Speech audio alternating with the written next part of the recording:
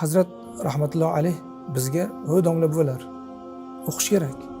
Hozir biz o'qimasak, o'qitmasak va xalqimizni diniy saviyasini ko'tarmasak, sizlar ko'rmagan juda ham katta bir ofat va balo kelyapti. U ham bo'lsa, bu tashqaridan, boshqa o'lkalardan, musulmon o'lkalardan bizning mazhabimizga, xalqimizning uzoq yillardan beri amal qilib kelayotgan diniy mazhabiga, yo'liga, aqidasiga zid turli-tuman fitna, demak, turli-tuman ixtilofli masalalar kirib kelish shamoli kelyapti. Buni oldini biz to'sib qo'yishimiz kerak. Agar biz to'sib qo'ymasak, Alloh asrasin, bu xalq ikkiga bo'linadi.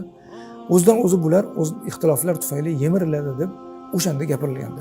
Darhaqiqat Hazrat buni ertaroq ko'rib, ertaroq tushunib, o'sha voqealarga, fitnalarga, turli o'sha mazhabsizlikka chaqirishlar yoki bo'lmasam qanaqadir islomni siyosiy nuqtai nazardan yoritishga harakat qilinadigan hizbiylik, Hizbut Tahrir deb ataladigan guruhlarning fosh etish, ularni xalqimizga tushuntirib berish va bu yo'linglar noto'g'ri, asli yo'l bunaqa emas deyishni ertaroq boshlaganliklari tufayli Allohga hamd bo'lsin, xalqimiz bu musibatdan kam zarar bilan chiqdi desak bo'laveradi.